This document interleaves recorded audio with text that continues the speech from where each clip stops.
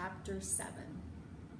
Back when Florida was wild, when it consisted of nothing but palmetto trees and mosquitoes so big they could fly away with you, Miss Franny Block started in, and I was just a little girl no bigger than you.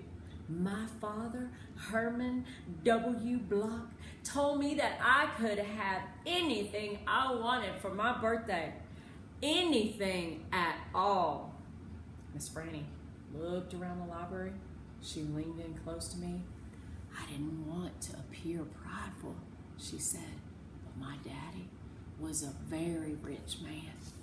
A very rich man. She nodded and then leaned back and said, and I was a little girl who loved to read. So I told him, I said, Daddy, I would most certainly love to have a library for my birthday. A small little library would be wonderful. You asked for a whole library? A small one, Miss Franny nodded. I wanted a little house full of nothing but books, and I wanted to share them too. And I got my wish. My father built me this house, the very one we are sitting in right now. And at a very young age, I became a librarian. Yes, ma'am. Well, what about the bear? I said. Did I mention that Florida was wild in those days? Miss Franny Block said. Uh-huh, you did. It was wild. There were wild men and wild women and wild animals. Like bears? Yes, ma'am, that's right. Now I have to tell you, I was a little Miss Know-It-All. I was a Miss Smarty Pants with my library full of books. Oh, yes, ma'am. I thought I knew the answers to everything. Well, one hot Thursday, I was sitting in my library with all the doors and windows open and my nose was stuck in a book when a shadow crossed the desk. And without looking up, yes, ma'am, without even looking up, I said, is there a book that I can help you find? Well, there was no answer. And I thought it might have been a wild man or a wild woman scared of all these books and afraid to speak up.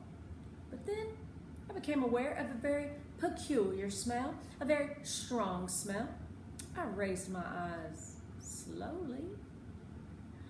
And standing right in front of me was a bear. Yes, ma'am, a very large bear. How big? I asked. Oh, well, said Miss Franny, perhaps 3 times the size of your dog. Then what happened? I asked her.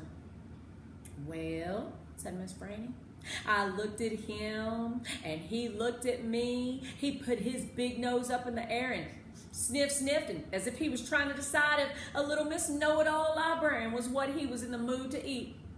And I just sat there. And then I thought, well, if this bear intends to eat me, I'm not going to let it happen without a fight. No, ma'am. So very slowly and very carefully, I raised up the book I was reading. What book was that? I asked. Why, it was War and Peace, a very large book. I raised it up slowly, and then I aimed it carefully, and I threw it right at the bear and screamed, "Be gone!" And do you know what? No, ma'am, I said. He went, but this is what I will never forget. He took the book with him. Nuh-uh, I said. Yes, ma'am, said Miss Franny. He snatched it right up and ran. Did he come back? I asked. No, I never saw him again. Well, the men in the town used to tease me about it. They used to say, Miss Franny, we saw that bear of yours out in the woods today. He was reading that book and he said it sure was good and would it be all right if he just kept it for another week? Yes, ma'am, they did tease me about it. I imagine I'm the only one left from those days.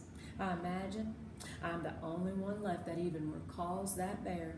All my friends, everyone I knew when I was young, they all dead and gone. She sighed again. She looked sad and old and wrinkled. It was the same way I felt sometimes, being friendless in a new town and not having a mama to comfort me. I sighed too. Winn-Dixie raised his head off his paws and looked back and forth between me and Miss Franny. He sat up then and showed Miss Franny his teeth. "Well, now look at that," she said. "That dog is smiling at me." "It's a talent of his," I told her. "It is a fine talent," Miss Franny said. "A very fine talent." And she smiled back at Winn-Dixie. "We could be friends," I said to Miss Franny. "I mean, you and me and Winn-Dixie, we could all be friends." Miss Franny smiled even bigger. "Why, that would be grand," she said. "Just grand." And right at that moment, right when the three of us had decided to be friends, who should come marching into the Herman W. Block Memorial Library but old pinch-faced Amanda Wilkinson. She walked right up to Miss Franny's desk and said, "I finished Johnny Trayman and I enjoyed it very much. I would like something even more difficult to read now because I am an advanced reader." "Yes, dear, I know," said Miss Franny. She got up out of her chair. Amanda pretended like I wasn't there. She stared right past me. "Are dogs allowed in the library?" she asked Miss Franny as they walked away. "Certain ones," said Miss Franny. "A select few." And then she turned around and winked at me. I smiled back. I'd just made my first friend in Naomi, and nobody was going to mess that up for me, not even old pitch-faced Amanda Wilkinson. Pinch-faced. You think that's a good description? Pinch-faced. What's that mean, to be pinch-faced? Are you mad? Sad? Hurting? I don't know. What do you think?